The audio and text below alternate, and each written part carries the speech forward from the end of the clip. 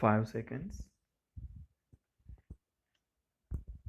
I welcome this opportunity for two reasons. Firstly, it gives me an opportunity to remove some misgivings. It will also give me, at the same time, an opportunity to clarify some of the details of this statement. Before doing that, I would like to make a few observations, and these are that some members have expressed views that so far as the matter of food is concerned, it has to be treated as a national issue. I do agree with those who have suggested that so far as this problem is concerned, let us have a national outlook and let us not bring politics into it. Let us try to see how we can overcome the difficulties with which we are faced and how we can make food available to our people at a reasonable price. The second thing which I would like to point out is this.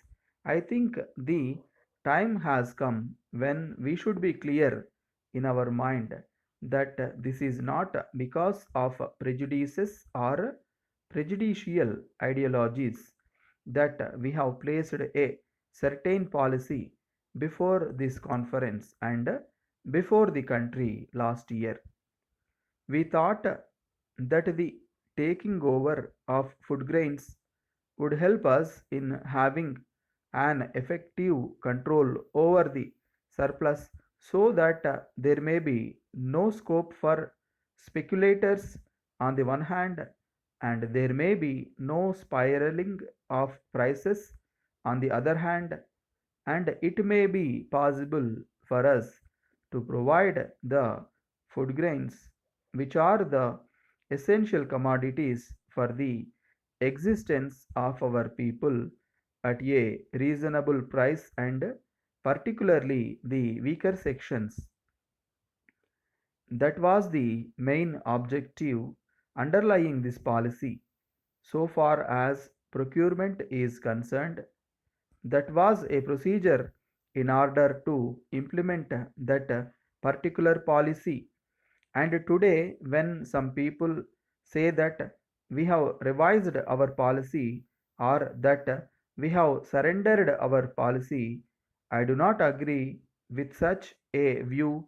Of course, my friends did not expect much good out of the policy which we had initiated last year, and they also did not expect any good out of the policy which we have enunciated this time. But they have not told us what is the better policy which can serve the objectives which we have placed before ourselves. I would like to point out one thing. There is no question of surrender and there is no question of going back on our policy. I can reiterate and emphasize that so far as this government and our party are concerned, we accept the socialist path as the proper path for the purpose of development and progress of this country.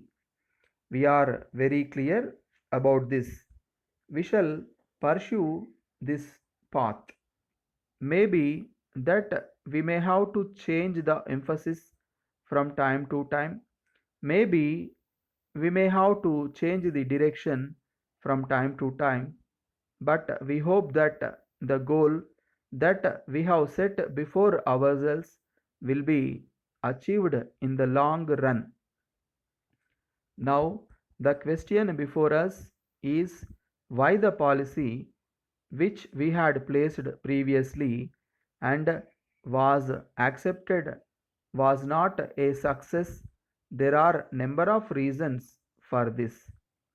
One of the main reasons was the very same people who are now criticizing us had created such a psychology in the country that it was not for us to obtain food grains from the cultivators. So far as food is concerned, let us not have politics in that. Let us all try to see if we can have a program in which all parties can be combined together and make that progress a success, through which only we can make the socialist method of living a success in a democratic setup. This thing has got to be considered. Some members have very rightly pointed out that apart from the policy or the ideology, we have to see from the practical angle how we can increase production of food grains, particularly cereals, in our country. So far as that matter is concerned, a large number of suggestions have been made. Some have suggested that implementation of land reforms is a must. They have said that so far as cases pending against cultivators are concerned, they must be disposed of quickly. Dear Sir, the Board of Directors of Fertilizers and Chemicals Limited are aware plant at Kakinada is slated to commence its regular production shortly. Hence, it is proposed that the next meeting of the Board of Directors be held there to enable our directors to personally see the plant and the progress of work at site. A very important personage is likely to inaugurate the plant and dedicate it to the farmers of the nation during December next. The probable date could be around 20th December, subject to receipt of confirmation from the chief guest.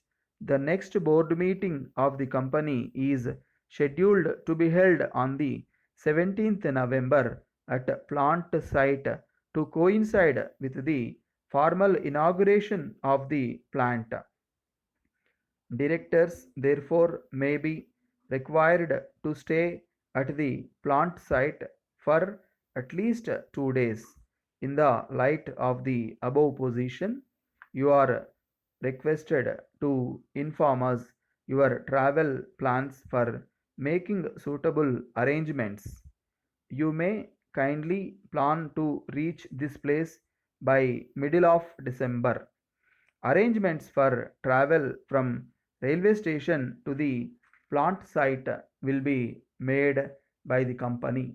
Any change in the above program will be intimated to you. The agenda and notes for the board meeting will be sent to you in due course.